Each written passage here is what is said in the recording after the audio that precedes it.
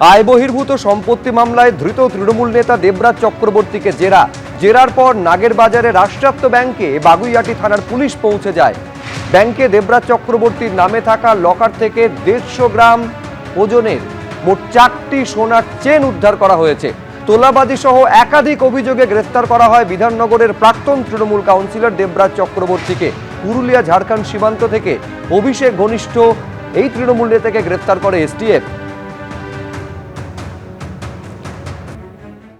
অভিষেক বন্দ্যোপাধ্যায় সেবাশ্রয়ে ভুল চিকিৎসার অভিযোগে পা বাদ যায় মহিলার, আর সেই মর্মে রবীন্দ্রনগর থানায় এফআইআর রুজু করা হয়। তারপরই স্বাস্থ্য ভবনের তরফে ভুক্তভোগী পরিবারকে যাবতীয় নথিসহ স্বাস্থ্য ভবনে আসতে বলা হয়। সেই মতো মালতী বিশ্বাসের পরিবার তারা যাবতীয় নথিপত্র নিয়ে আসেন। আর তারপর স্বাস্থ্যমন্ত্রী জানিয়েছেন যে সেবাশ্রয়ে অনুমতি ছাড়াই নিয়ে যাওয়া হয়েছিল ultrasonography machine, X ray machine. যথাযথ তদন্ত হবে, বিচার পাবে পরিবার।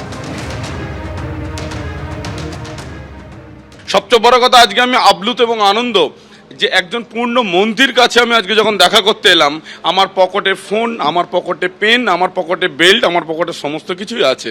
কিন্তু এমপি সাহেবের কাছে দেখা করতে গেলে কোমর থেকে বেল্ট খুলিয়ে নেওয়া হতো, পকেট থেকে পেন নিয়ে নেওয়া হতো, কিংবা ফোন পর্যন্ত আমাদের কাছ থেকে নিয়ে নেওয়া হতো।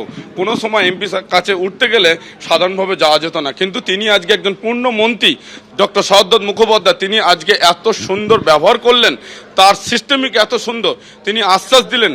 তিনি সর্বপ্রথম আমার কাছে বললেন, মা আপনারও মা, আমারও মা, এবং যে সরকারই থাকুক না কেন সেই সরকারের পক্ষ হয়ে আমি মায়ের কাছে ক্ষমা প্রার্থী যে মায়ের এত বড় দুর্ঘটনার জন্য। তিনি সবচেয়ে প্রথম টেবিলে বসে আমাকে এই কথা বললেন। তারপরেই তিনি সমস্ত নথিপত্র নিলেন এবং নথিপত্র সেট তিনি জেরক্স করলেন। তিনি আজ থেকে নতুন তদন্তের ফাইল চালু করলেন। তিনি আশ্বাস দিয়েছেন যে আমরা আপনার সাথে আছি। অভিষেক বন্দ্যোপাধ্যায়ের সেবাশ্রয় ভুল চিকিৎসা পাওয়া মহিলার, আর এই ঘটনায় অভিষেক বন্দ্যোপাধ্যায়ের নামে রবীন্দ্রনগর থানায় এফআইআর দায়ের করা হলো। আর স্বাস্থ্য ভবনে এসে স্বাস্থ্যমন্ত্রীর সঙ্গে সাক্ষাৎ করেন ভুক্তভোগী মালতী বিশ্বাসের পরিবারের সদস্যরা। স্বাস্থ্যমন্ত্রী কি বলেছেন শুনুন। পুরোটাই সরেজমিনে আমি দেখেছি। তদন্ত শুরু হয়ে গেছে, আরও তদন্ত গাঢ় হবে। তদন্তের তলানিতে যা যা আমরা তথ্য এবং প্রমাণ পাব, সেই নির্যাসটুকু আমরা আমাদের যে তদন্তকারী সংস্থা সেবাশ্রয়ে তদন্ত করছে হাতে তুলে দেওয়া হবে, যথাযথ বিচার দেওয়া হবে।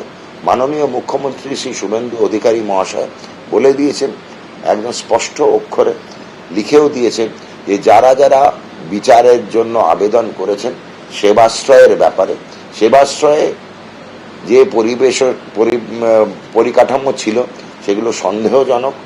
সেখানে আলট্রাসোনোগ্রাফি মেশিন নিয়ে যাওয়া হয়েছিল বিনা অনুমতিতে, এক্স রে মেশিন নেওয়া হয়েছিল রেডিয়েশন সেফটির অনুমতি ছাড়া।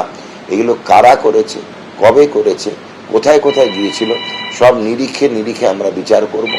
যা যা জিনিস পাবো তথ্য প্রমাণ, তার তদন্ত হবে এবং যেখানে যেখানে যেরকমভাবে আইনত বিচার দেওয়া উচিত সেগুলো দেওয়া হবে। এবিপি আনন্দ, এগিয়ে থাকে, এগিয়ে রাখে।